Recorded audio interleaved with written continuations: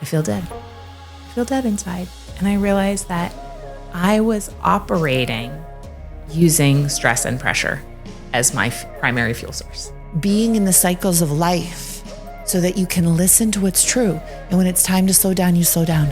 The number one block that I see to people making more money is a discomfort talking about it. When you learn that money is just pretend and it's just a stand-in for this energy of exchange, the whole thing gets to be so much easier. What was your big aha that you wrote about in Money, a Love Story that I know has been so transformational for so many people in their relationship to money? So, I'm Layla Martin. I'm your host of This Tantric Life. This podcast is for you to learn about and be able to use the incredibly powerful system of Tantra in your life. I have been teaching and studying classical and neo-Tantra for over 20 years. And when you apply that to sex, love, and relationships, as I love to do, you end up having conscious relationships, the deepest, most epic and magical sex, and the kind of intimacy that you get to be grateful for on your deathbed. Hello, and welcome to This Tantric Life. I am your host, Layla Martin, and I just literally crawled out of Burning Man. So yes, it was the Burning Man of the rain and the mud and the intensity, and it was so beautiful. It was not the rain that got me down. And one of the things that was so cool about Burning Man was how grateful everyone was. Like walking around on the ground and like out in the media, it was like, they're gonna run out of food and water and everyone's gonna die and you're gonna get airlifted by the military. And I was like, what drugs would I want to be on if I was going to get airlifted out by the military? Let me choose. And in my crawling out, I knew I had this podcast to record with Kate Northrup, and I didn't want to cancel on her because she was flying all the way from Miami, and I don't like to bail on things that I've committed to. So I did not know if I'd be able to make it to Austin in time because we were blocked from exiting Burning Man and all this. And I got it together, made it out in an RV early at the crack of dawn, packing all my dirty shit in the van and barely got out. And this was a hard Burning Man for me. I've never had such a hard Burning Man before. I'll tell you more about it later. There was a lot of complex personal dynamics. But when I was getting ready for this podcast, I was like, do I want to wash my hair? And I was like, fuck it, no way. And our RV had run out of water days ago. So I have taken a shower, but I have not washed my hair. I may regret this later on Instagram when you see my hair in stories with no context. And people are going to be like, have you heard of a hairbrush? And I'm going to be like, my mama did train me well. And yet this happened anyways. I was going to wear my boots that are caked in mud because I've been wandering around in them. And I was like, you know what I really want to do? I want to wear my hotel slippers with my socks on right now. And this is why I go to Burning Man. This is the joy of it. It teaches you to give less fucks. It teaches you to roll with the moment. It teaches you to stop trying to be so perfect and start being alive. And so I carry this gift, this transmission with me to you today. And I'm so excited to sit down with Kate Northrup, a friend that I would honestly like to get to know so much better because as I told her, she just has this effusive radiance of open-heartedness that's the flow of love that so many of us restrict, and she allows it. It's like being bathed in an elixir of love, being cared for by her. It is divine. And she is the author of a book called Money, a Love Story. Now we're going to dive into this because I read this book and it was my final I don't want to say straw on the camel's back because it didn't break the camel. It uplifted the camel. So it was maybe the last bit of water that encouraged the camel to finally change its location and move to the oasis and get out of the desert. Because I went from being super broke and always running, trying to make money to the multi-million-dollar empire and really abundant relationship to money that I have today. So we're going to talk about how you can create your own version of that today.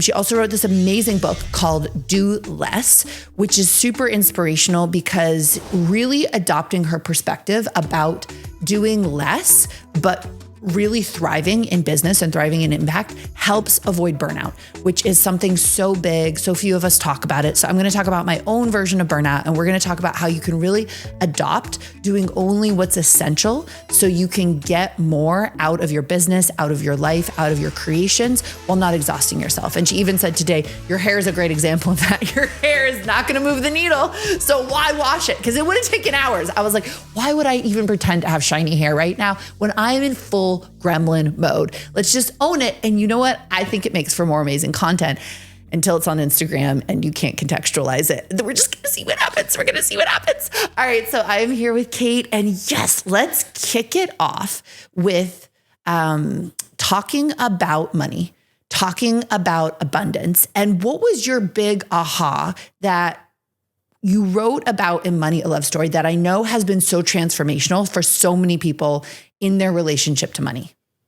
So I was in the personal finance, like reading all the books about saving your pennies and buying fewer lattes and learning about budgeting. And I just couldn't get myself to do the things that they said you were supposed to do because the whole personal finance industry felt like punishment.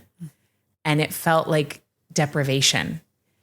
And I didn't want to be punished or deprived.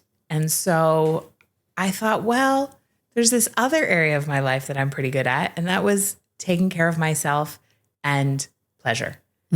And so I thought, what would happen if I combined, like if I took my money from the category of like boring, hard, heavy, deprivation, discipline, and just like moved my money life into my self-care and pleasure life. And it really worked so well. So the missing ingredient was love. And, you know, we all know like there's plenty of information and programming around beating ourselves up into habit change. The truth is that doesn't work. We know this to be true. And so I just realized I needed to love myself into habit change. And so adding the missing ingredient of love helped me to pay off quite a bit of debt, which, I mean, it felt enormous at the time in a relatively short period of time and really shift my whole financial world. I'm here to let you know that if you want to stay connected to my teachings and if you want to support this podcast, the best way to do it is to sign up for my email list. Email list sounds old school, and yet it is where I share my most intimate teachings, the path, process, heartbreak, and triumph of my life, and so much of the content that I make for you on a regular basis. So the way you get on the email list is by heading over to laylamartin.com, put your email address into any of the boxes. You can also sign up for cool practices like sex magic or energy orgasm, totally free. Heading on over to laylamartin.com, signing up with your email address. This supports the podcast. It supports this entire work and is the number one way for you to receive the highest teachings of this path. Yeah, it was so meaningful to me because I'd never had a framework of relating to money that worked for me before, that inspired me. And so when I read Money, a Love Story, it really gave me two things. Number one was like, oh, I can fall in love with money, right? And I picked up a lot of those stories, like money is the root of all evil. And also, you know, when I dug into my money stories, I was like, oh, if I make a bunch of money, I don't need to be saved. And then what would a man want with me? As though like my only purpose was to be saved and cared for. And I had to trust that love was bigger than some story that a man needed to save me. I also, you know, really went to the root of my money story that if I made a lot of money, I would be even more powerful and more expressed. So limiting my financial freedom was actually a way of keeping myself small because small felt safer. And I was like, for me to make as much money as I know I'm capable of, I have to make it safe to be powerful.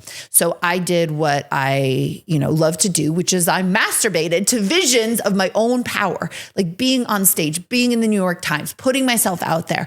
And I would literally reprogram my body to feel that it was safe and pleasurable to be powerful because I'm a fucking witch. So like everything in that conditioning is like, you're not safe to be powerful. You're not safe to be powerful. Don't open your mouth. Don't express yourself. Don't do sex magic on public stages in front of 900 100 people, you know?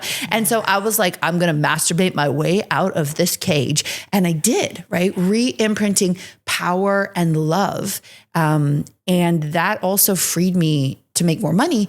And something that you really encourage in the book, which really spoke to me, was to get a money sister, which we encourage now in our Vita coaching program, and to share about your money, which I'd never done before. So we're not supposed to talk about it. No. In fact, people are more scared to talk about money than sex. When I first started making money, I just innocently wanted to go around and be like, do you know how much money I made on the internet today?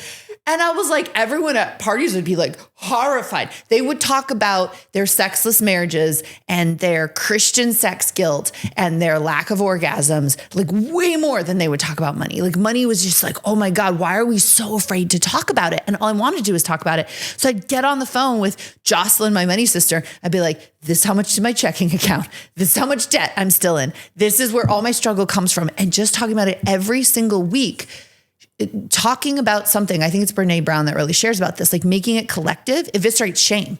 So I cut through the shame of having so little money, of being in money struggle, by sharing my money story, by putting my attention on it. And slowly but surely, like that just cracked me out of the cycle I'd been in, which is making just enough money to survive, but never enough to be abundant. And, you know, just so everyone knows, because I was really proud of it, once I started making a lot of money, I realized too that there are 3 parts to money. There's making money, saving money, and investing money. And so I saved, I want to say religiously, I saved with a level of dedication and love 70% of my income every single year. Like that was so important to me. I learned how to be an investor because that's such a huge gaping hole for so many women. And yes, I made a lot of money, and I made sure to take care of those other 2 because that's such an essential part of being, thriving in your money story. Amen. I love this so much. I love this so much. And that, yeah, like the piece around talking about it, you know, you talk about sex all day, right? And I talk about money all day. So I literally sometimes I talk about sex too, but I just had a pussy reaction. When you were like, you talk about sex all day, I talk about money all day. My pussy literally did like a spontaneous Kegel. Do you know why? What? I mean, you do know why, but I'll just tell everyone else in case they don't. Because money, sex, and power are the same area of the body, same chakra, right? Totally. Pussy, uterus, low back. That whole region is deeply connected to the way we relate to money, sex, and power. So I'm so glad you brought up the power piece as well, because especially for women, we have an ambivalent relationship with power for very good reason. And so therefore, we have often an ambivalent relationship with money. But the more we talk about it, the more we realize we're not alone. There's nothing wrong with us. And that's how we learn. And that's how we, like you said, eliminate shame. And like, because shame and secrecy are like a sphincter on the flow of abundance. But when we can just like say our stuff, say the stuff that we're maybe not proud of, say the stuff that we're scared of, and say the great stuff too, you know, like be able to say, look how much money I made on the internet today. You know, like we have to have friends who we can say that stuff with too. It just lightens the whole thing. And money, yeah, I mean, yeah, there's P&Ls and yeah, there's investments, whatever. But like, quite frankly, it's not hard. It's pretty basic. And it really is energetic. Like when you learn that money is just pretend and it's just a stand-in for this energy of exchange, the whole thing gets to be so much easier. And something I want to bring up that I've never said publicly before, but I think is really important when it comes to sex, money, and power, because I agree with you that unlocking your sexuality is a huge key to your personal power. In fact, it is the key to your personal power and the key to your spiritual power as well. And I don't mean just like wearing all white and singing mantras. I mean like knowing yourself as God. Yes. Right? If you're afraid of your own pussy and having an orgasm, like I'm going to go ahead and say that you don't know God in every cell of your being, because how could you if God doesn't exist in such a core essential part of you? Now you might know God in your orgasm and your pussy and decide to be celibate, and that would be totally fine. But if we're still in so much shame around our bodies and so sure that like God doesn't exist in the greatest bliss and the greatest union and the greatest pleasure, then there's still something missing from a comprehensive spiritual realization. And so being in a full embodiment and a full knowing of how magical and what a blessing our sexuality is not just a key to knowing God in every dimension, but it actually unlocks our life force energy. And our life force energy is the key to our power. It's also the key to money in certain ways. Now, what always threw me through a loop, and I know throws a lot of women through a loop, is we tend to think of sexually expressed still through the patriarchal model, right? So when I think of who is sexually expressed, right, and I'm just going to talk frankly here, even though it's still got a patriarchal shame-based conditioning in it, I think hooker and slut, right? Like, okay. And then I think, are they financially empowered? Like maybe, but like not really, right? And let's say when I say hooker, what I'm going to talk about, I think there should be two different words, because there's the privileged woman who's like, I want to fuck strangers for money, and it's hot and it's empowering and it's what I choose to do, right? There should be a different word for that, because the vast majority of people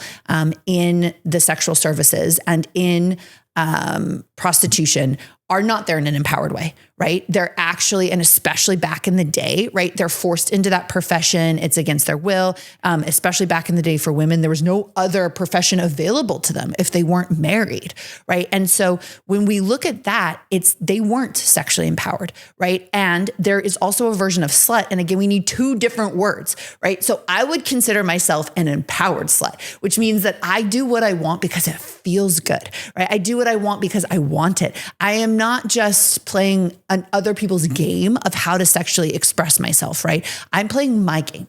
And that comes from honoring my body, knowing that my body is a temple, and also knowing that sex is a super crucial expression in my being in this lifetime, right? So I'm slutty in the sense that I will share my sexual energy when and how I want to, and not by anybody else's moral code. But a lot of what we would say is slutty expression in our culture is built on unworthiness, right? So I'm going to use my sluttiness as an exchange of what I think is value. So I want to be valued, or I want to be loved, or I want to be chosen. So I'm going to trade my sexuality for value, worth, or being chosen, right? And I would say in the lower form of being a prostitution, so not like the elevated sex work, but the like, I'm pushed into it. Mm-hmm. I have to exchange my sexuality for money. So in both of those cases, I'm not actually expressing my sexuality as a deep expression of freedom, as a deep expression of pleasure, as a deep expression of my own sovereign eros. I'm doing it because I have to give it for something that I think I need, right? So this is a disempowered exchange. That's not sexual liberation. The women I know who truly claim my orgasm, my body, my power, and my eros, and I do it on my own terms, and I do it because I feel like it, and I do it outside of old religious morals and what everyone else thinks. This kind of expression of sexuality is what I find is the key to life force, the key to feeling safe in your power, and then the key to making money. And I know so many women who have crossed that bridge and become financially empowered. And this is a big secret key in this as well, because when women decide to become sex witches, when they decide to become high priestesses, right, we still often have a lot of ego in the way.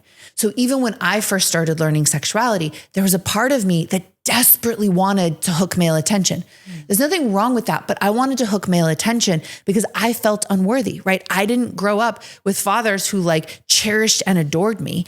I grew up abandoned. My stepdad loved me, but also created distance with me to keep me safe because he grew up in an abusive relationship with his stepfather. So I knew distance with my caretakers, and I desperately wanted to know that I was lovable. I desperately wanted to feel chosen. So I was like, aha, if I do this fun orgasmic kundalini thing, I'll finally be chosen, right? But that wasn't my deep empowerment. My deep empowerment came later, where I actually realized my own worth, my own lovability, my own worthiness of being chosen with or without a man showing that to me, mirroring that to me. That's when my full sexual power started to lock in.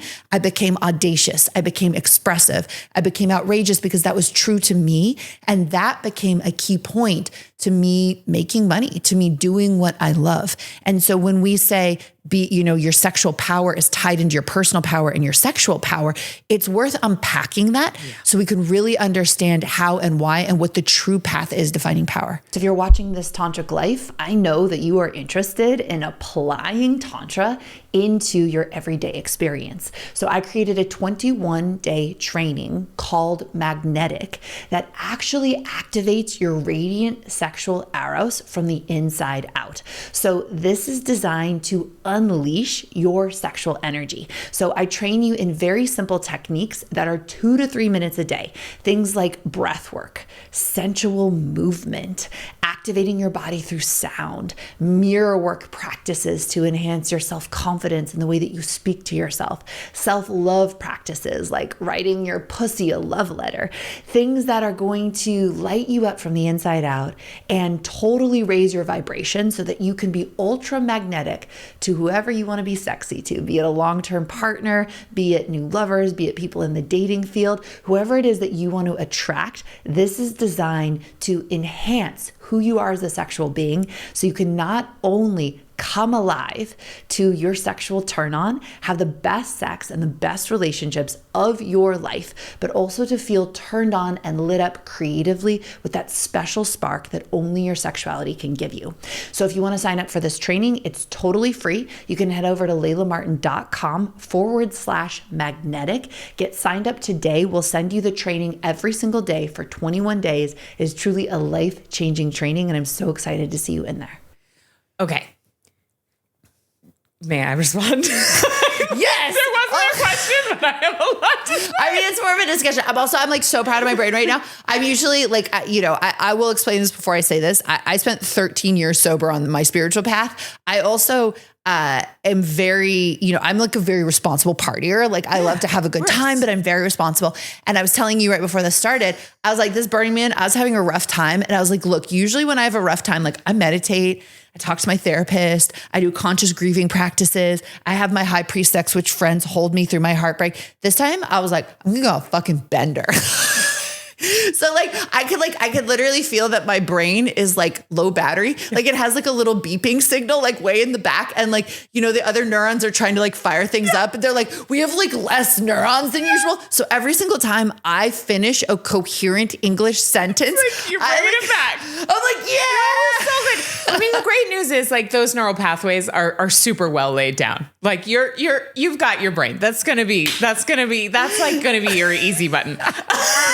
Winning, totally winning. Okay, so all of that you said, so much of it is ultimately connected to the lie of lack and the lie of separation. Mm-hmm. So those two things are the one and the same, which is the erroneous idea that there's actually not enough to go around. The data shows us there is. There's enough resources on the planet for everybody to live a really good life. Yes, that is just true. And then the other one is that we are separate from each other and we are separate from God. So ultimately, if we are acting in a disempowered way, sometimes obviously sexually for women, they've been forced into that. So I'm not saying that's like a choice, and sometimes same thing with money. Like the fundamental, the person who forced us into that or ourselves is acting from the lie of separation and the lie of lack, which is that we are not God. And so ultimately, when we connect in with our eros, we are connecting in with our divinity. When we connect in with our deepest creativity, which is the same energy as abundance, we are connecting in with our divinity. And anytime we are in, because you were using the word slut in, like you were saying, we need a different word for it when you're acting as a sovereign, empowered woman. I totally agree. When we're acting in the other one, that's which I've totally been there. I've been like, love me, I'll give you a blowjob, please. Right? Then it's like, because we are seeking source everywhere else. Yes. Source with a capital S. Yes. And we do the same thing with money, where we think, okay, I will feel safe when, I will finally feel worthy when, I will finally feel secure when, I will finally feel free when. And we have this same energy of what I am seeking is out there. And then we turn money into source with a capital S. instead of knowing the truth, which is that the source is inside. The source is divinity. And divinity can be found through our orgasm, through snuggling with a baby, through, like petting a dog. And the source is that feeling of bliss and that feeling of connection, which is ultimately also, I think the whole reason that it's, second chakra is because that is our origin. That is where we come from. We come through, every person on earth has come through a uterus. And so like that whole area of the body is where we come through as humans. So obviously it's the closest door to source. It's all just right there.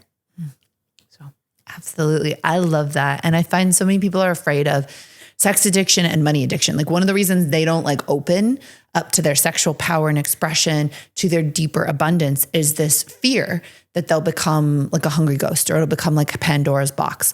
And one of the things that I really work on with people when we do wealth consciousness is that uncoupling that you're talking about of, if I make sex hooked to something that I desperately think I need inside of myself, like I'm lovable, or I deserve relationship, or whatever it is. And the same with money. Yes, that it's hooked to safety, that it's hooked to worth, that it's hooked to all these things. Then if I'm not working on knowing I'm lovable, if I'm not working on knowing I'm worthy, like directly working on it, if I'm not working on knowing what I truly deserve, right, on a basic level, then that's when you get weird addictions or weird Pandora's boxes, because you're trying to fill something that will feel endlessly empty unless you work directly on it, because no amount of sex or money is going to fill a gaping hole of unworthiness. So the calling is to work directly on those core wounds, right? Not try and make sex a stand-in or money a stand-in, because what happens, I found, is when you work directly on the core wounds, right? Not that all my core wounds are held. I still, like to walk around in like unbearable unworthiness sometimes just to visit the past, but I can snap out of it, right? And when I do that, sex and money are games. They're fun. And I mean games in the best possible sense. Yes. Like I came here to play the game, and in that sense, money is super rewarding. And that's something that I wish more people knew, right? Like it hasn't been lonely for me at the top. I have spent my money in ways that have been richly rewarding, going on trips with friends, taking, major holidays, having like, this is going to sound so LA, but like 2 therapists, like 1 love coach, and like a tantric mentor a week, So like when money is spent in service of higher values, of beautiful principles, of things that truly bring us joy, it can actually be so meaningful and so beautiful. And I think what is missing, especially for so many women, is what my time is worth, and what my energy is worth, and what my life force is worth. And again, not an entitlement thing, right? Like I've had people work for me for like 6 months and be like, I want to double my like pay or whatever. And I'm like, no, sorry. Like that's not realistic. But knowing that like, if I've put in, 5, 10 amazing years, like, and how much value I can bring to a situation, then that means that I want to charge what my time and my work is worth, right? And being shameless about that. I find that people are so terrified by that. And the thing that I can sit in great integrity with is I'm not one of those coaches who's like, I'm going to charge like $100,000 just because I feel like it, right? I'm going to charge what I know people are going to be able to happily say, I got more than my money's worth. When I can do that, I feel good about it. If I charge any less than that, I feel exhausted, because I'm giving more of my time and life force energy than is coming back to me. And so I think that this is where a lot of women, but people in general, get stuck, is either this idea that if I undercharge, I'm serving the world, but depleting myself is never serving the world. And it doesn't set me up to be able to give at the level that I can give to have the impact that I need to have. Or this idea that like, I should just charge anything and everything. And this like, it's almost like a financial entitlement, right? Money feels so good when you find that sweet spot, which is so personal, of I am charging an amount that is worth my time and life force, and the exchange feels fair and good, both for me and for the person I'm exchanging with. This feels so healthy and so grounded. And I can say, as someone now who's, like in my dating and in my lifestyle and all of that, I've gone the whole range of like having a very simple lifestyle to having like full billionaire lifestyle. And I've really sat down and had a like really felt into it. And this is, I think, the distortion of money in America. I'm like, if I'm not happy with a good solid amount of money, right? Like tests are like $70,000 to like $300,000. Like if I'm not happy with that amount, I'm not gonna be happy with $1 billion. If I'm not happy with like $1 million, like a private plane isn't going to make any difference. And so sometimes I think this illusion of like more is so false. But when we carry it, we think that we're going to get stuck on the treadmill of more, rather than gratitude. And like, this is enough. And I've seen what happens when we're constantly comparing ourselves to everybody else, right? Like I got into a place where I was like business class on commercial, like, once you've flown private, like you're like, whatever. And I like had to sit myself down and be like, Layla, like you are lucky to be on a goddamn plane, like period. Right. And so this is what I find as well with money, that like staying grounded in the gratitude and having realistic outlook keeps us in this like really healthy spot that's not unworthiness, undercharging, lack consciousness and exhaustion, but is also not entitlement, which I think is a big deal right now of just like, I like watch a few videos on Instagram and now I'm like an expert. Now I can charge whatever I want kind of thing. Or like, I have, people work for me, like I say, that like come with this like extreme level of entitlement. And that will exhaust us in relationship to money as well. And so having this like grounded love affair, right? And a love affair is based on truth and honesty is so powerful. And people look at me and they're like, oh my God, you charge this much for your time and your energy. And it's like, yes. And I also worked for $30 an hour for 5 straight years. Yeah, but also you've been doing this for over 2 decades. Over 2 decades. And I put in the time to become masterful. I put in the time to become an expert. I worked for $30 an hour for 5 straight years, seeing as many clients as I possibly could, because I was like, I want to be in mastery. Like that's important to me. And so I share both sides of that, because sometimes I spend a lot of time getting people out of unworthiness into deservingness and into abundance. But I've also watched that in our culture, we have to curb the entitlement as well. 100%. And we do live in a strange world of smoke and mirrors, this holographic world of the internet, where like you can just sort of like whip up an Instagram and delude yourself also into thinking that you have the credentials and the wherewithal to serve and charge whatever you want. And so all of this comes back to like knowing what money actually is and what it's not. Yeah. And we talked about already, like money is not our source. Source is our source. Yeah.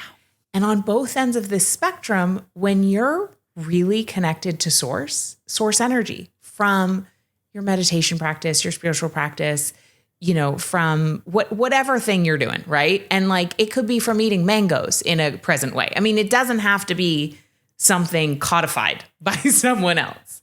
But when you're connected to source, the money piece becomes clear because you're not chasing a hungry ghost. You're not in the delusion that a certain amount of money is going to bring you a feeling that you do not already have access to right in this moment. Physiologically, we have access to every single feeling we want to feel. Yet we have this illusion, which is programmed by toxic capitalism and the entire marketing and advertising world, that products and a certain amount of money and other things are going to make us feel a certain way that we don't have access to right now. Mm-hmm. It's just a lie. We can feel any way we want to feel. And the great irony of it is that when we give ourselves permission to feel that way now and cultivate practices in our life that don't have to cost a dime, that we can feel that way right now, and then we become way more magnetic to money because we're operating from wholeness as opposed to from a feeling that there's something out there that I will get to have that I can't have right now. But we are whole and complete and lacking in nothing. And then when we know that, we kind of know what to charge. And we kind of like it, or we can live like I've expanded and contracted my lifestyle in a variety of ways. Also, I do also like to play with those numbers and just see like, okay, well, what does it feel like? You know, we sold a big house in Maine and then we moved to like a small place. And then we, you know, like just playing with the edges of like, what does this feel like? What does that feel like? What is okay? Like, just, does it matter? Does it enhance the quality of my life? Yes or no? Can I still feel abundant? Live, you know, like, then the answer is yes. But when I do that, when we can do that, we can really come to the realization and the true knowing that like you said, if we can't find a way to feel connected now, no amount of money is ever going to make us feel that way. And in fact, just trying to pile more and more on it might make it worse. I don't know. Totally. No, I mean, I think you touch on some very important points, right? And I had a moment of that recently. And, you know, we're both talking about ranges that are privileged, right? 100%. True poverty is fucking exhausting and devastating to the nervous system. Yes. Right? Everything we're talking about is like, this only applies once your food, shelter, and safety are handled and you've got a little bit of breathing room. Totally. Which everyone deserves, right? And there are enough resources on the planet for everyone to have way more than that. Totally. So any feeling of like, if I charge more, that automatically means someone is going to have less. Money is pretend. It doesn't work that way. No, it doesn't. And that is a huge thing that I encounter as well, is like, I have shame charging more because there are people who don't have food. And I'm like, tell me how charging less gives those people more food, right? Like, if you want to solve systemic issues in our economic system, that is something entirely different. Yeah. But undercharging and exhausting yourself is not the solution to not solving anyone's problem. No, it's totally not. And it's just making your life harder, which makes you definitely less equipped to contribute to solving those systemic issues. Totally. And when you hold the vibration of everyone is going to be joyfully thrilled to exchange money with me for my services, they are. I know. You know, it's so great. It's actually so great. And it is holding that truth that like, I'm not dependent on money or a certain amount beyond my basic necessities for happiness, right? Like, even I, for a little while when I was self-funding my second company, and I was like, okay, time to like, you know, whatever that is, tighten the belt a little bit, you know? Yeah.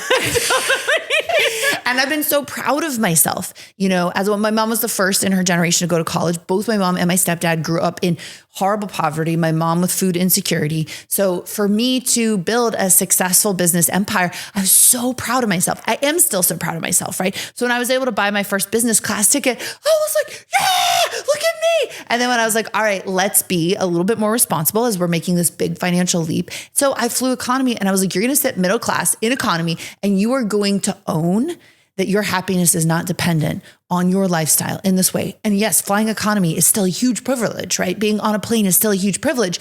And being able to downgrade and upgrade and feel the truth that like my worth isn't dependent on that, you know? And like, I even practice because like, you know, when you're sitting at the front of the plane and like people are walking by and they know you, you're like, yeah, I'm baller. What I used to feel like a few years ago, and I was like in middle class economy in like row 23 and I was like, I'm baller. Yeah. And like owning that and holding that. Because that's who you are, regardless of where on an airplane you're sitting. Yeah. And the last thing I want to say about money before we switch to burnout and overwhelm is just how, you know, when I'm doing sales training and things like that, the number one block that I see to people making more money is a discomfort talking about it, right? I'm uncomfortable charging a certain amount for my coaching packages. I'm uncomfortable having a conversation about a raise, right? And I have noticed that when people are, I want to say forced, right? Because in our trainings, we have them talk about money openly and talk about what they're charging openly. Their shame and fear around money goes away and they're able to have those conversations. And again, it's very similar to sex.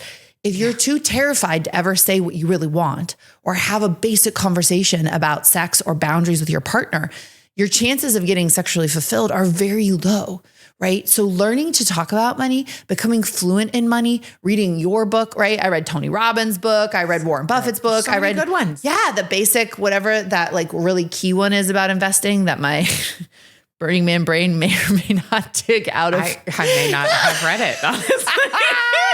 It's the one that's basically like, just put all your money in index funds, you know, from like the 1970s, 1980s. Yeah. And they have a point. And those books made me feel enough financial fluency that I was able to meet conversations about money, to talk to financial advisors, to get myself an investment index fund at Vanguard or whatever, just to do the basic things. And even just that, right? Because I grew up with no conversations about money. Nobody looked like me who made a lot of money when I was growing up. People with pussies didn't have money, right? They either had to make money through marriage or inheritance or, you know, get it through their sexuality. You didn't make money by being a fucking boss genius when I was growing up if you had a pussy. And so I just want to say how brave and courageous all of us were, including those of us who were privileged, even if it was easier for us to make that leap, to do something that we never saw. And I also got the conditioning, you know, and it's still around there that like business women are all like so unhappy and so in their masculine or whatever. I'm like, I'm so fucking happy. Like, I love the way I get to spend money. I'm so joyful in having a team and having a business, not all the time. We'll talk about the struggles in just a second, but to know that and that's possible, I think is so good for us. Mm-hmm. And if there's one thing I could leave people with in this conversation, it's read those financial books, become financially literate, and learn to have conversations about money. So like, I loved this challenge from some of my friends who had the Health Coaching Institute, where they were like, even if you were never going to charge $50,000 for a coaching package, step into the reality of who you would need to be to know that that's possible. And so I did. Right. And I used to judge this woman who was like always like on yachts with like glasses of champagne and like fucking Louis Vuittons or whatever Louis Vuittons for, you know, her marketing materials. And I like just the amount of like disgust that I felt in my body. I was like, we're going to heal this. I was like, we might not ever want to stand on a yacht holding champagne with our Louis Vuittons. Like, I think I'm saying that right. I'm like getting Louis Vuitton. It's a bit of a cross, but same. Those $800 shoes with red bottoms. Right. And like Hermes. I'm learning like all the, like, I didn't know how to say any of this Hermes. before. Yeah. I totally said Hermes the other day. I was like the wing-footed god of communication from Greece and $1,000 million belts, scarf or whatever, you know? Yeah. Like you have to ask, then you can't afford it or whatever that whole vibe is. Like, anyways, I've been learning to say all this, but I was like, let me put myself in that vision to eviscerate the somatic disgust. Yes. Because actually I like yachts. I just don't necessarily, I like other $800 shoes, but not those ones. And I don't drink alcohol. But the point is, I put myself there to be like, you could be there without resistance. And then you've opened the aperture of standing wherever is true. In your version of expansion. Yeah. All right. I had another pussy response. So let's talk about doing less. Can you share what is overwhelm and burnout? What do you really see happens, especially to women in business or who are running their own kind of health and wellness things, yoga teachers, health coaches, all of that sort of thing? What do you see is happening out there? And then what have you done to address it? So interestingly enough, it's the same conversation we were having about money, which is that overwhelm and burnout, well, I have this whole new theory on it, so I'll get to that in a minute. This just in. But the part I want to say that I've known for a long time is that it is symptomatic of the same thing, which is this idea that there is some kind of external validation that we are going to get if we just work hard enough and do enough things, that we are proving our worth through our productivity. And I heard Erica Chitty Cohen say for the first time that productivity is a trauma response, maybe in 2016 or and her work around that is actually based on another book called Post-Traumatic Slave Syndrome. And so just we have to go back in lineage, whether you are, tracing back as a person of color, whether you're tracing back as a woman, to really understand the degree to which it has been deeply embedded in our DNA that we are not as worthy. And the ways in which we have tried to prove that we are. Also, the religious programming that says, and maybe not just religious, but like the programming that says, if we suffer enough for a certain amount of time, then we will find salvation. And so with that kind of programming of like deep lineage around unworthiness, and then this whole thing about suffering buys us something, and then like good girl syndrome, we just do too much. Like fundamentally, you know, I was the total classic straight A student, Ivy League, like the whole, you know, thought that was the right. Like if I just turn in my papers on time and get enough A's and get into the right school and then it's going to like buy me. No, it's just like there is nothing at the end of that road if it's not sourced from a deep well of joy within. Now, that connects to this new thought I've been having, which is that I wonder the degree to which our burnout comes from not doing too much, but instead not doing enough of the things that our soul is calling us to do. And like, because we know how hard it is. Like if you, for example, maybe this is a bad example, but I'm gonna use it. Like if you have to throw up and you're trying not to, you know how much energy that takes. In my first birth, I was pushing my baby out in an ambulance and I was being told not to push. It was not awesome at all. It was terrible. And yet the baby was coming out of me. Like that was a huge amount of life force coming out of us. I think that for all of us, our work, like with a capital W, our dharma, our purpose, our calling is it's like a certain amount of life force that we are meant to be conduits of if we can open our aperture wide enough, right? And so trying to hold that back because we're scared of how powerful we might become, as you referred to at the beginning, we're scared of what, you know, Aunt Brenda might think. We're scared of like Kathy from third grade who's going to see us on Instagram, like whatever we're scared of. We're scared of being killed because in cultures that is real and certainly has been real for, you know, people in our past lineage. So we hold back and it's freaking exhausting. And so I think we do all these other things like, oh, make sure our, you know, Instagram grid looks the right way, or, you know, wash our hair when we really don't feel like it. Or, I don't know, just like the bullshit that doesn't matter because we are trying to live up to an external expectation that somebody else has set up for us, or just that culture has set up for us. And we think that someday if we do that enough, we're going to be rewarded. And we won't. We'll just die tired. And so I think that's where that comes from. It's like deep programming. And then also a little bit, it is, like I said, with Erica Chitty Cohen, it is a trauma response, which is if we stay busy enough. I mean, there's so many layers there. So I don't know that I can unpack all of them, but one of them would be if I stay busy enough, then I don't have to feel. And because we all know that when we slow down, then we have to feel stuff that we haven't felt in decades. And that's why many people stay so busy. Yeah. And I think that's a very important point. Like if you do anything to not feel, there's usually a net negative, even if it feels good for a little while. And I will say, because I have almost never been burned out in my life. And people often marvel at that. Like they've asked me like how is that possible? Right. And the only time I came close to burnout was when I was taking care of my stepdad in late stage cancer in home hospice.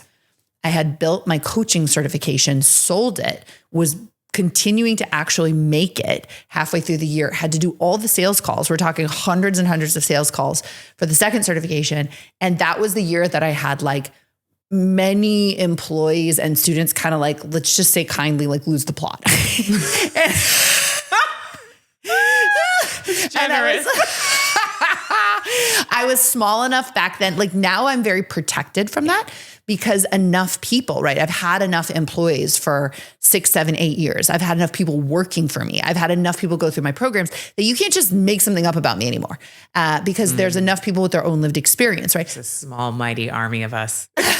Yeah, you can't go and say something fake about me, but you could back then because I had so few people working for me. I had such a low number of students who had ever graduated that like people could be like, well, now it's different. So back then I was like had like the year of like onslaught of like attack. Like it was so wild.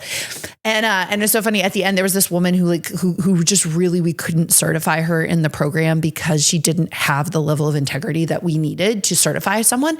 And we were going to give her a full refund, just be like, sorry, we love you. We feel terrible about this, but like this, like we can't in whatever. And so she was just like, I'm going to go tell all of Facebook what a horrible, evil person you are. And I was like, go right ahead.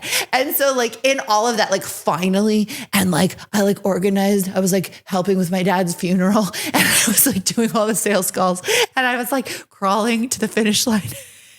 And I was like, I think I might be getting close to burnout. Yeah, could be.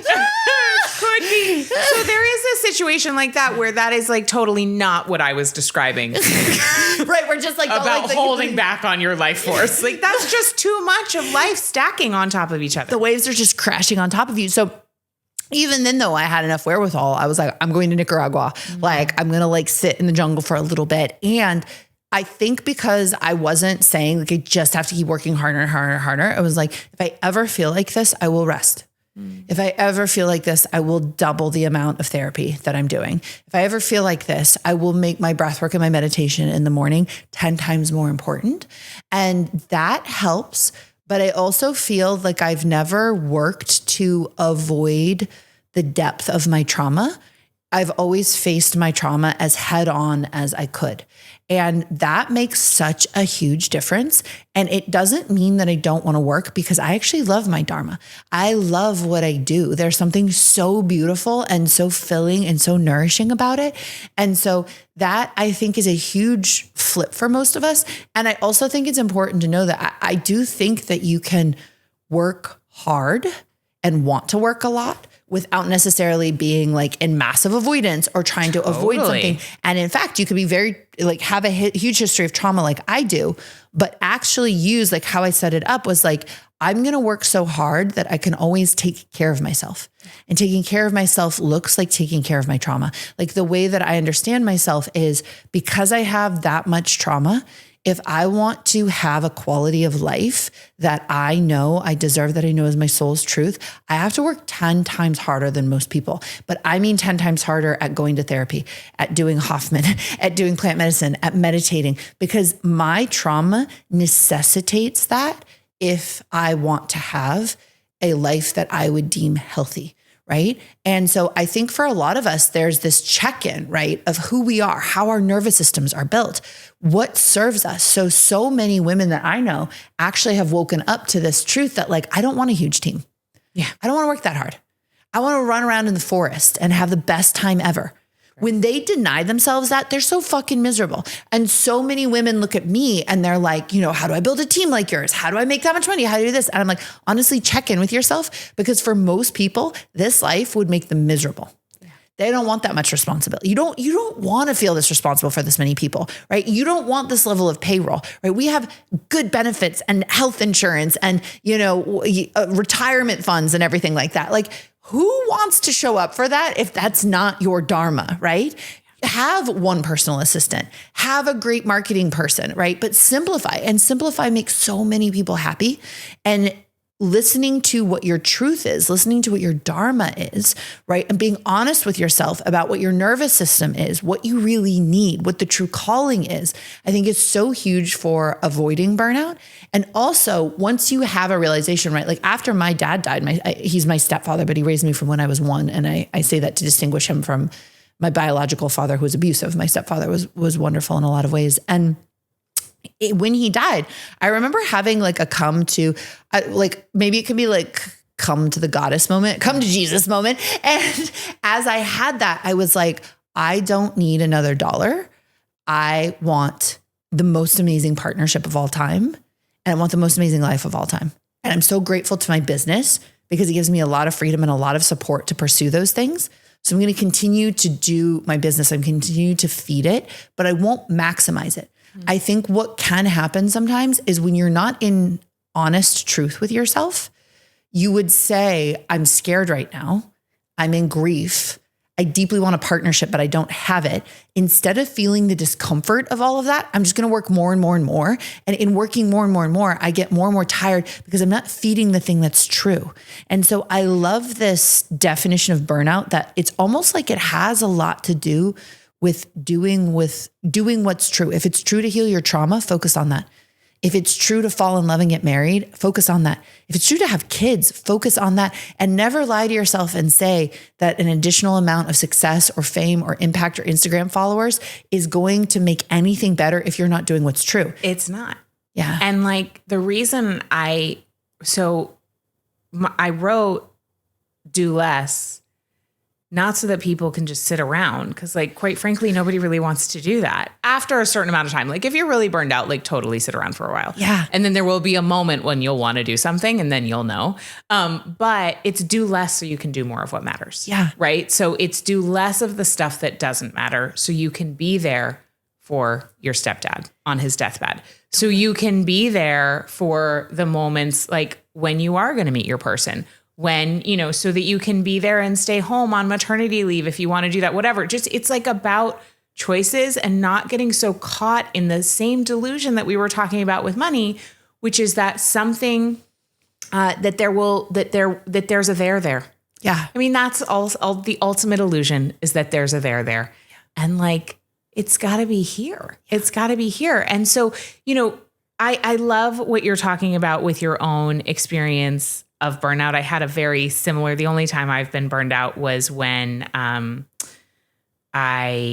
husband was really sick and we had just moved to Miami sort of suddenly, unexpectedly. And I was like suddenly paying for private school unexpectedly and 2 households, like, because we kind of moved in retroactively. It was a weird situation. And I really had to admit, like, I'm burned out. All I want to do is lay on the couch and cry all day. And I needed to let parts of me die and do more of healing my trauma and honestly do more resting because I was just fucking tired. As opposed to like, and here's the magical thing. And this is really applicable for those who are feeling like, because this is common, be like, I can't do less because if I do less, I won't make enough money to meet my needs, to meet my family's needs, to pay my team, to pay the mortgage or the rent or whatever. And I was very much in that place. I was like, you know, my business partner, my husband is down for the count and it is up to me. And if I don't show up and do the jazz hands and like make it all happen, it's not happening. And then I have to fire everybody and all these people depend on me. And then, you know, we'll lose our, like all, like, and my kids don't eat, right?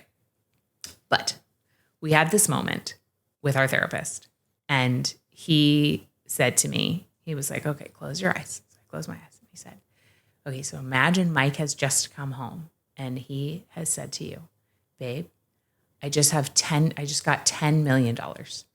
And so you just don't have to do anything. And David, our therapist, said, okay, so what do you feel inside?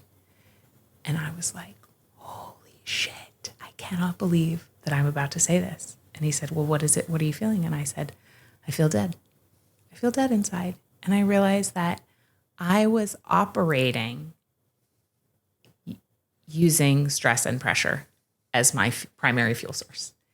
And I knew that I couldn't raise 2 little girls like that. Like, and I couldn't be the kind of partner, you know, I couldn't be the kind of woman I want to be living like that. And I didn't even realize I was living that way. It was kind of horrifying, especially given the work that I do. It was deeply embarrassing. It's like, oh God, I am not following any of my own advice. And I knew in that moment, I was like, okay, well, I got to try something else. So I did a radical experiment and I said, okay, I'm just going to give myself 90 days. And during this 90 days, it'll be 90 days or a certain amount of money that I'm comfortable going in the hole because I know like I can turn around and make that if I need to.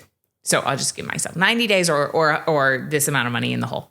Whichever one comes first will be my stopgap. But until then, I am not allowed to work in a pressured way. And I'm not allowed to push. And we hit all our financial goals and everything was fine. I never went back. Basically, I just was like, I have no evidence that now is a good time to do less or relax, but I'm just going to do it anyway and see what happens. And we made more money and have continued to ever since. And so if you're listening and feeling like I can't do less, everything will fall apart, I might just invite you to do an experiment, because what's wild from a financial perspective is that relaxation is incredibly magnetic. And when we're so caught in doing from this sense of martyrdom or obligation or pressure or like, well, I just have to have a lot going on, and we're using it as a stimulant, it actually can be blocking the flow of opportunity and abundance that actually really wants to come in, but everything's so tight that it can't. Totally. And you came back more vibrant, more powerful than ever. Like, I didn't know that you'd gone through that whole period of rest, but I noticed that your programs were more magnetic. Like your Instagram posts, like I took more notice that you can literally feel the energy behind it. It's wild. Yes. I was like, ooh, Kate's on fire, yo. Like it was like, and the same thing happened to Emily Fletcher. Like she went through her divorce and she just took 3 months off, and she literally made more in her business than she ever had. And it is like magical. It is. Yeah. But I hear this story over and over again. Okay, fine. If it was just me and just Emily, fine. Okay, we're just weird, right?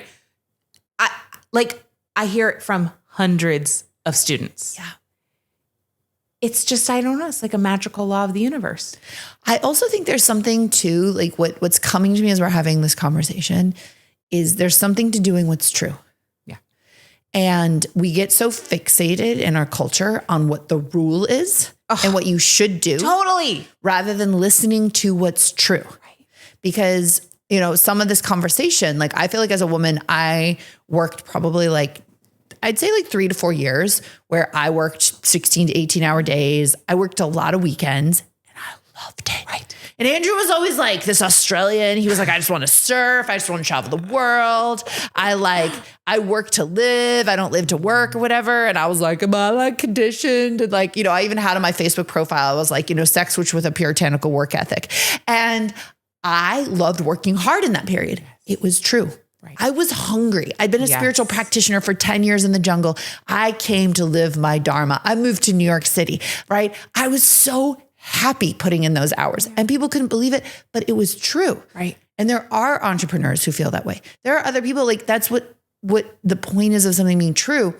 If you were doing that because you wanted to prove a point to like your dad who never believed in you, doesn't work. You'd be exhausting yourself. But because it was true for me in that period, I felt so much energy. I went to bed happy. You know, I was like, I just loved working that much. You are being energized by doing what's true. And it's also seasonal, right? Like that was 3 or 4 years. That was a season of your life. Totally. And there are moments that are like all in that way. And then there are moments that aren't. And I think that where we get ourselves into trouble is when we have this expectation of linearity, where it's going to be, where it's like, if it's not the same or increasing, then I'm doing it wrong. But that is just patriarchal conditioning. This episode is sponsored by my program, Obliss. What that means is that I have the joy of sharing this podcast with you because some of you will go on to join my programs. So Obliss, I have been teaching for 10 years. What does it do for you?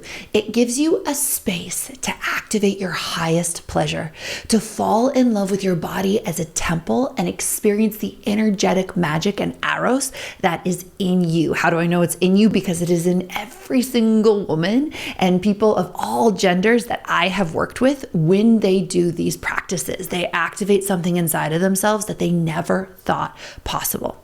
Obliss trains you to have the ultimate orgasm. It's like you get the ultimate orgasm, but the kind of side effect is how deeply you fall in love with yourself. So the results that people get from this program are absolutely absolutely life-changing. It trains you to heal your sexuality, to address old wounding, to be able to face things like fear, guilt, shame, and shut down, be able to love and heal yourself back into your magnetic radiance so you can have the best sex, the most incredible relationships that you were born to have. So Obliss, you can actually sign up today. So you can head over to laylamartin.com/Obliss.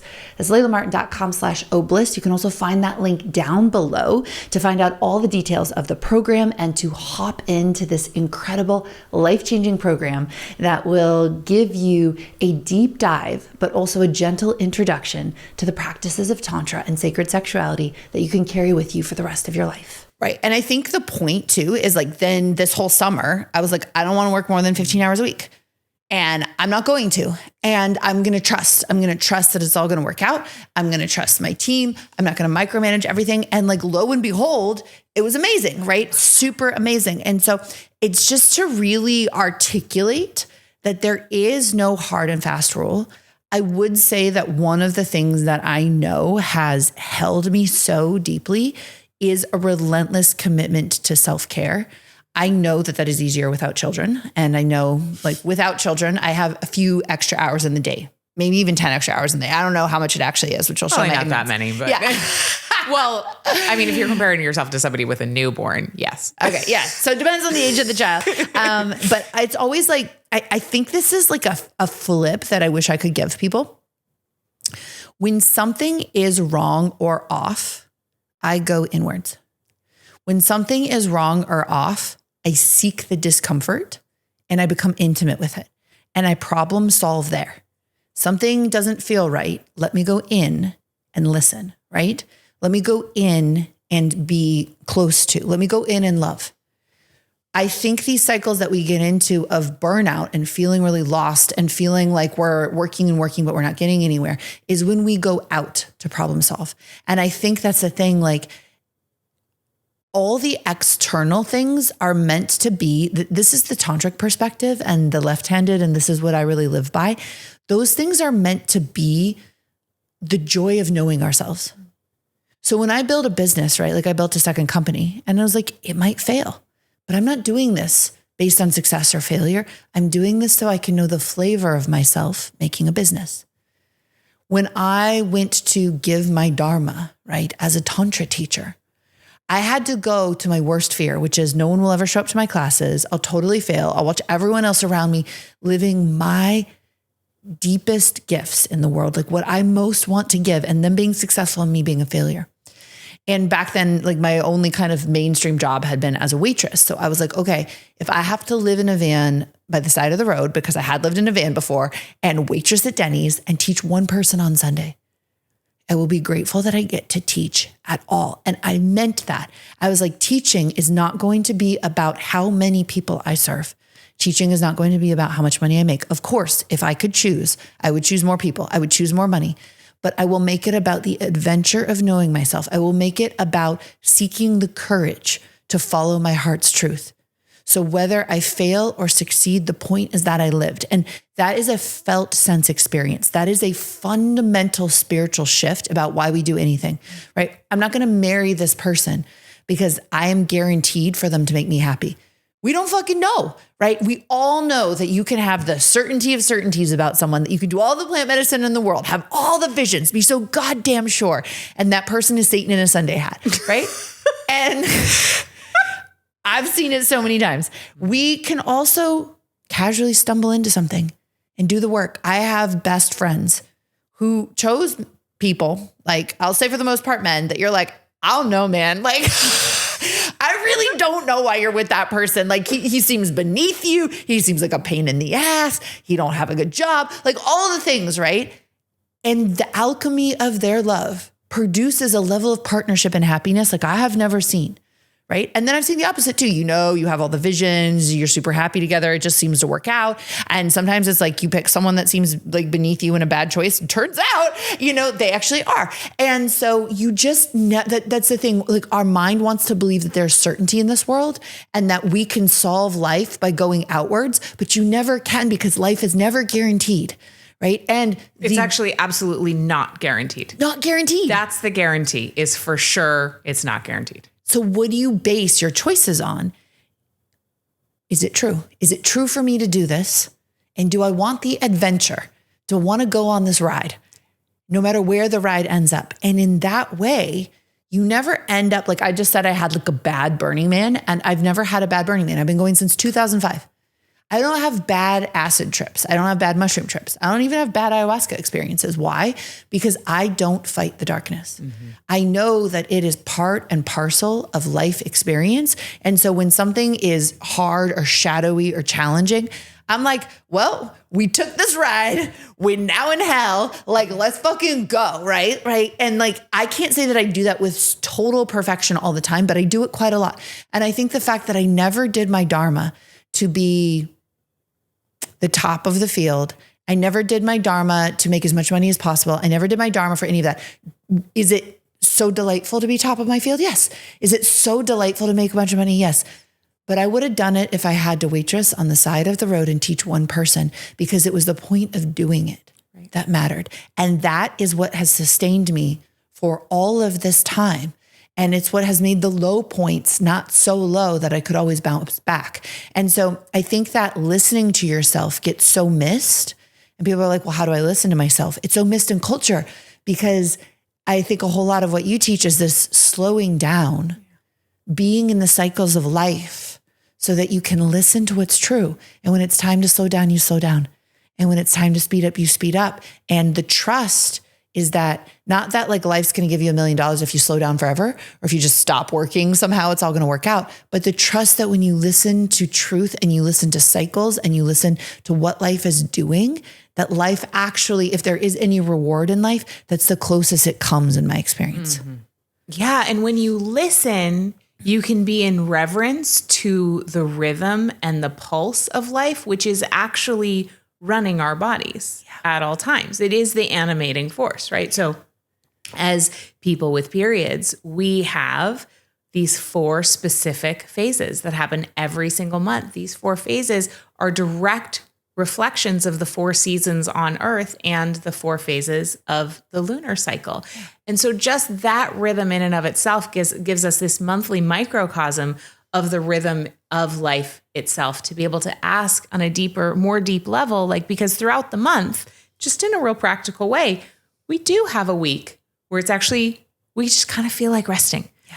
And then we do have a week where we're like, let's party, you know, like that is how we're designed. And when we can listen and pay attention and honor the rhythm and the pulse of life, both in the micro on a monthly basis, but also on a macro in your life cycle, to be able to stay close to what's true. And then the other thing you said about, you know, if I could teach one person a week, if I could pass this wisdom along to one person, that will be enough, right? Of course, you would choose more. However, that essence is so important. When I talk to entrepreneurs, we can get so freaking caught up in the numbers. And I have this goal for the number of people to sign up for this webinar, and they didn't sign up, and I have a total failure, and what's my block, and da-da-da. And I'm like, okay, all right.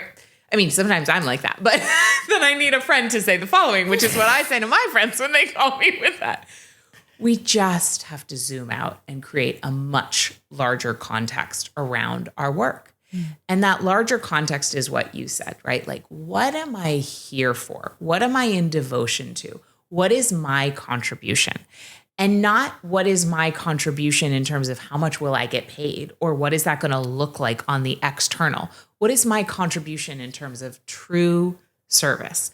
What, like, I consider I am here, I'm a mouthpiece of the goddess. What wants to come through me in this lifetime? And yes, like, do I want to open up as wide as possible? Like, was I completely inspired at the Taylor Swift concert by like how much capacity she has for how much freaking creativity can run through her?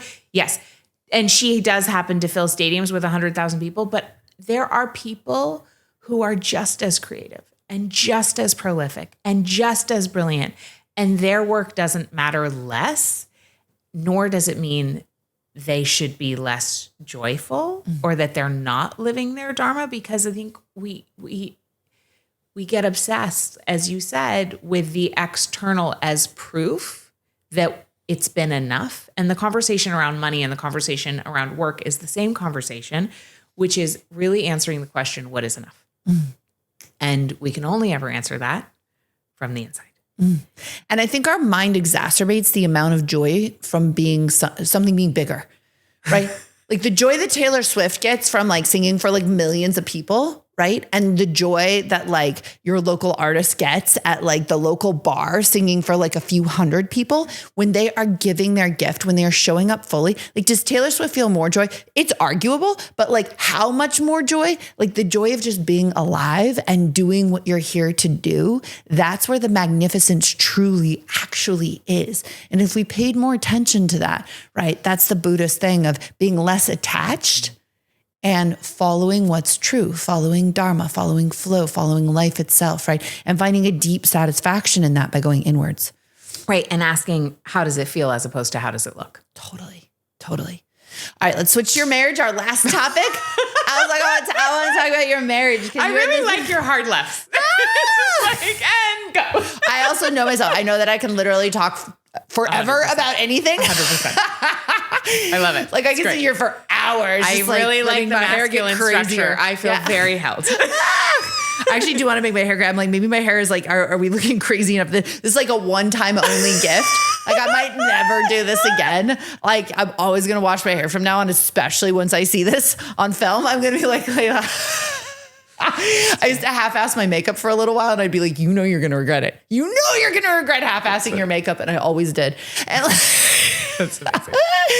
All right. So you are in this long-term marriage, right? You've got kids. I do. And you've got so much wisdom and stories to tell about marriage, about what it takes to make it work, about the cycles of marriage. Would you share some of it with us? Okay. So I've been married since 2014. Yeah. Mike's the one when people ask us how long we've been together and how long we've been married, he can like pull it right out. And I'm like, 5 or 9. But we've been together since 2011. And I will say that I am by no means the world's leading expert, but we do keep reinventing. Yeah. And that seems to be essential. We've had our own flavor of marriage has, for whatever reason, come with a lot of chronic illness and injury. So in the last 5 years, Mike has been so he was like really sick in 2018 with something called topical steroid withdrawal. So for anybody who has experienced that, like my heart goes out to you. He basically like has his whole body gets inflamed and on fire and his skin just like peels off over and over again. And it's debilitating. And luckily things are pretty good right now. And then on the in-between of massive bouts of that, he broke his knee once and then got hit by a car another time. So we've just been like in this, like, okay. And particularly for me with my own wounding around the masculine and all this tied up stuff around men and money and just my own stuff with my dad, so much projection on like, oh, everything would just be perfect if I could be with someone who would just make a ton of money and then everything would be perfect. And so then, of course, I was gifted with an opportunity to be with someone who is my business partner. So everything we do together. So our abundance is mutually created. However, to have him keep going down and keep having this opportunity to be like, okay, like, can I find a way to feel held? Can I find a way to feel safe? Can I essentially stop externalizing this deep need to feel cherished and held by the masculine and instead like find it here with my husband laying in a hospital bed, like with this contraption keeping his leg together when he literally can't do anything? Like, can I feel held here? And so, I mean, it's been a doozy, I will say. It's been a doozy, and I'm really proud of us. And this summer, I have the greatest mother-in-law on the planet, and she took the kids for a week. and we went to Jackson Hole, Wyoming, and we stayed in the fanciest hotel we've ever stayed in. And it was amazing. I could have been happy anywhere, but I was very happy. Could have been happy in a Motel 6, and yet I loved it. I will tell you though. So this is what's so wild. So we're having the time of our lives. We went on a hot air balloon. We went hiking in Grand Teton. We did this ceremony. Like we did, I told you I've been like really pushing the edges for myself on substances and ceremony. And just like, I was just straight edge forever. And then I turned 40 and I was like, I guess I do drugs now, which is just shocking. So shocking to me. Even just saying that, I'm like, ooh, I just said that. So anyway, so we had this ceremony, but before that happened, we're having the time of our lives. And I'm there with like my amazing husband. He's healthy. Finally, he can walk, like all, our kids are happy. Our business is bigger than it's ever been. Just things are really good. And I find myself totally spiraling. Like in my mind, I was like suddenly picking him apart and rehearsing how I was going to leave him. And I know enough to know that I have done this in every serious relationship in my history. So I was like, fuck, here we are again. This isn't the first time I've done this in my marriage. And we were sitting at the pool. I mean, the most exquisite like view you've ever seen, the most exquisite, everything perfect. And Mike's like, what's going on with you? Like, I can feel you over there. Is everything okay? And I was like, no, but everything that's going on with me is in me. And I'm just gonna, you do you, and I'm gonna be over here handling myself. So I went back to our room and I just laid down on the bathroom floor and I closed my eyes and I just said to God, like, help me, like, take this away. I don't want to, like, why am I doing this? Like, if I need to leave, fine, tell me I need to leave. But like, this is so brutal because I'm torturing myself. And like, I don't want to do this anymore.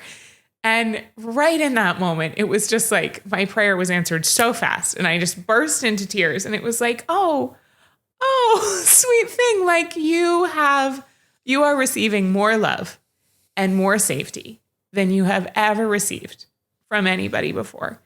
And of course, you're just doing everything you can to keep it away because it feels unsafe, because it's just unfamiliar. And I was like, oh, it's just my nervous system. It's just my nervous system blocking what I've not known before.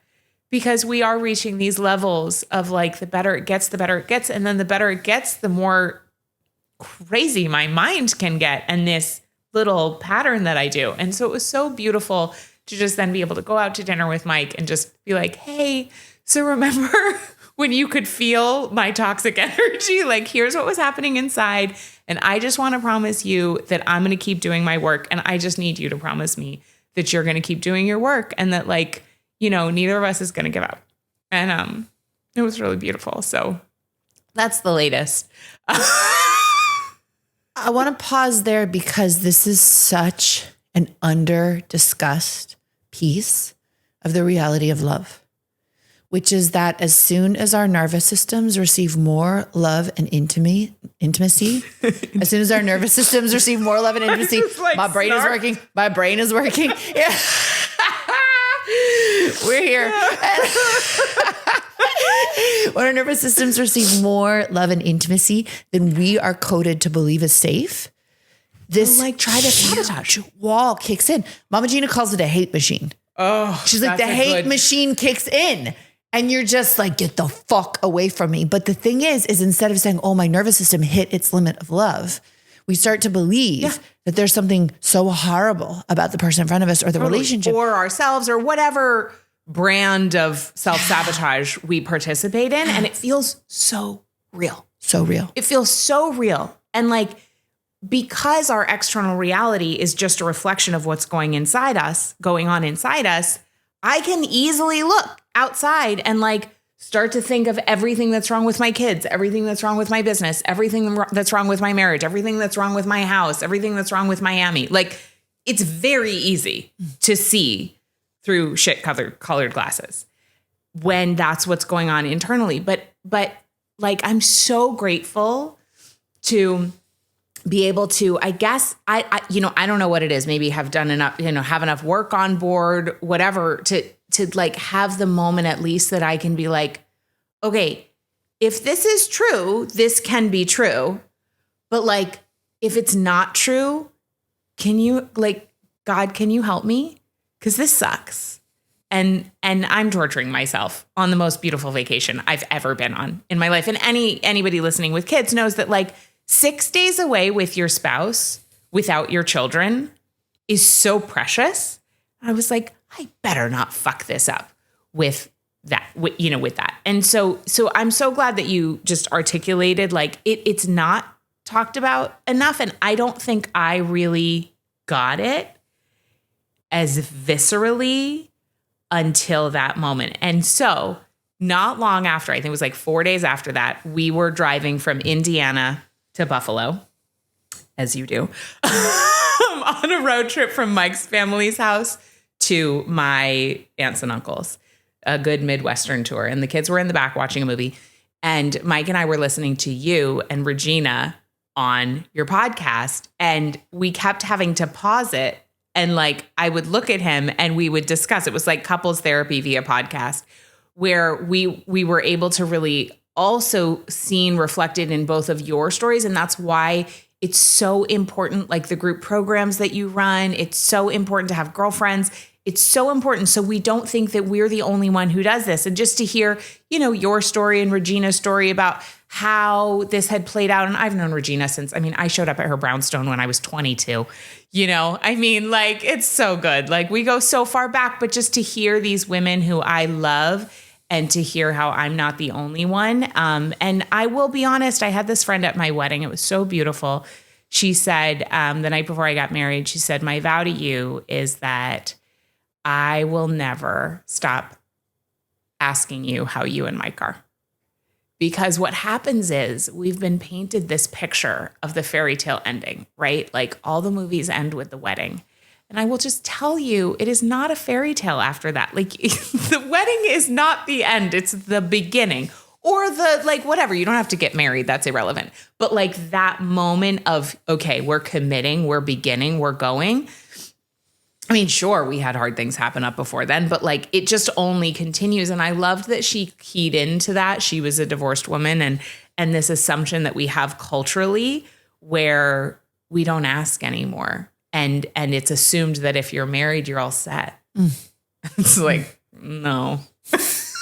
I also believe there are dharmic flavors to partnership and dharmic flavors to what our lessons are in life. And part of this is knowing yourself, right? So there are like rainbow and fairy tale relationships. Totally. Although I've never found a perfect one, ever. Yeah. And most of the couples that project themselves as being the most happy and most perfect, and I have a range of different couples that I talk to all the time. They are often not being as meticulously honest about what's going on inside. I've also seen that my friends with deeply happy childhoods who were profoundly loved suffer a little bit less, but not across the board, right? They can have a little bit more happiness in their childhoods. And I also have some very, like even at Burning Man, I was just with one of my friends, the most idyllic childhood, right? And another one of my friends, the most idyllic childhood. They were both unquestionably loved, unquestionably safe, grew up in nature, grew up with earth mamas, grew up with happy parents, right? And they're both just coming out of fucked up, painful relationships, right? So you just never know. Hard, painful, difficult, right? And the amount of joy, again, it's a similar threaded lesson through this whole podcast, which I love, that I see a couple like you and Mike in when you find each other is no more or less than a couple that was happy the entire time. Yeah. You guys getting lost and healing and finding each other has as much beauty in it as a couple that's on a joyride. And I spent a lot of time asking myself, well, how do you know if you're in a difficult relationship? How do you know if you stay in and do the work? How do you know if there's a rainbow unicorn partner out there that you could just get on a fucking joyride with, right? And that should I stay or should I go tortures us, right? And back in the day, if you think about the model of relationship that's been predominant in human history since we started really prioritizing the pair bond, right? It's chosen for you when you're young and you make peace with it, right? That has actually been the dominant model of relationship. And I'm not sure that people are less happy, but they have to be doing the work to continue to choose in, right? If you just get together and go to sleep, there's a whole lot of misery in that. When you get together and do the work, there's a tremendous amount of beauty in that. And I myself have been like, when do you know when to stay and when do you know when to go? And again, it comes back to that, what feels true. Because nobody can tell me. No one can tell me whether my painful, fucked up relationship that I'm thinking of leaving, as long as it's not horribly violent and toxic. Like, we're not talking about those where it's like, get the fuck out, you're damaging yourself. We're talking like a good hardship relationship where like, it's like you're saying, you've got these cycles of illness, or some people have cycles of debt. Some people have cycles of, like hardship that one has, goes into depression, right? And like the relationship is hard, not because it's horribly toxic or actually violent, in which case you should actually leave, but it's just challenging, right? Or do I go look for the fairy tale as best as the fairy tale can be? And that, again, the only thing I know is that you sit in the stillness of your heart and you listen to what's true, because some of us have relationship paths in this lifetime that are about facing illness together, that are about facing challenge together, that are about facing heartbreak together, that are about facing cheating together, right? Yeah. And we might not want that. But if it's true for us to go through it, the redemption on the other side, every couple that I have talked to, that I know that I've interviewed, who knew it was true and did it, even if it was hard, is so fucking grateful. And then we've got the unicorn couples, and they found that and they chose that. And a lot of those, honestly, they've been together a lot less time. I know more couples that have been together 10 plus years, and they were in hard relationships and they did the work, and the joyride came from sticking it out and doing the work, not from being a young couple, young in the terms of how long they've been together. And I think what's so beautiful about being in a long-term relationship is, if you are with someone who is also working and growing and changing, is like refinding each other. I mean, we're having a connection and an intimacy and like the best sex of our marriage or of our relationship a decade in, 2 kids later. And I mean, and like years of illness and injury, like it's just like, wow, that's amazing. And we just keep we just keep digging in and staying open. And also, we also had this one moment also with our therapist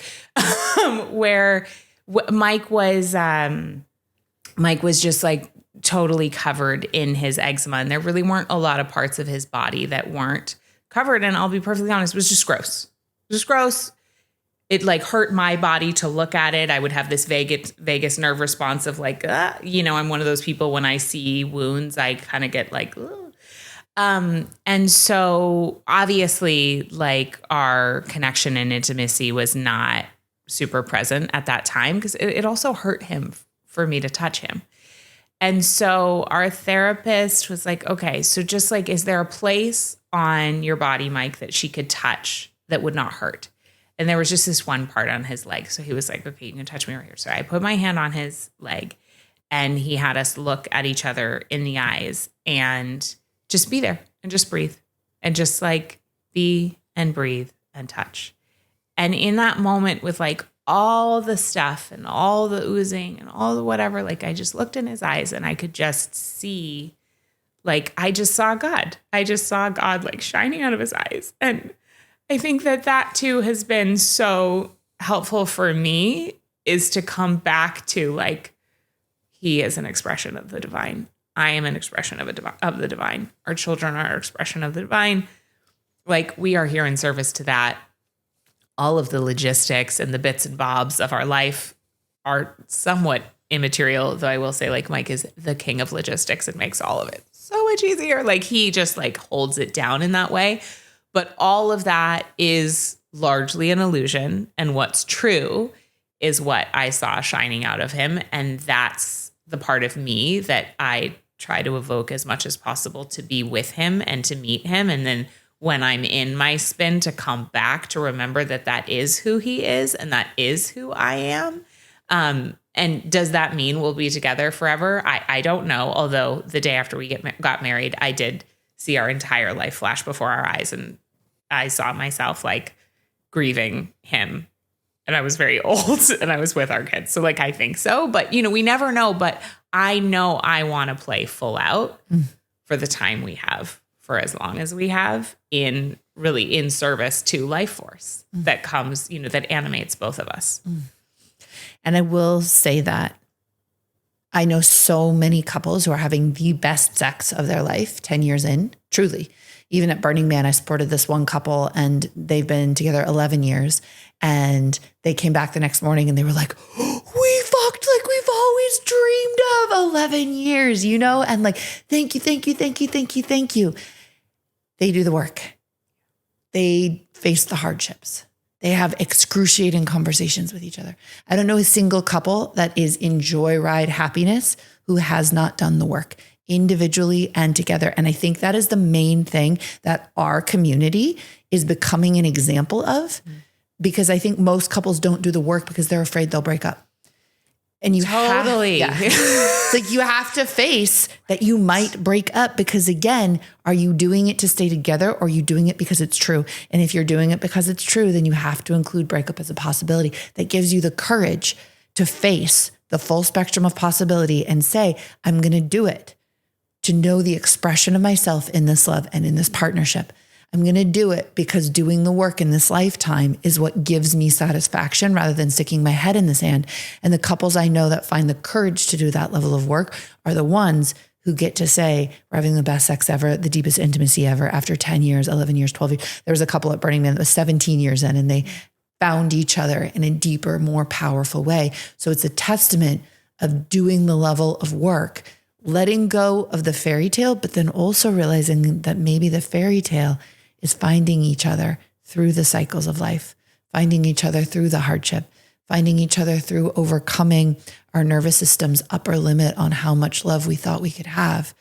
And that's the fairy tale. Totally. Yay! All right, listen there. What a fabulous conversation. How can people find you? How can they work with you? Yeah. So everything I do is over at katenorthrup.com. You can follow me on Instagram at Kate Northrup.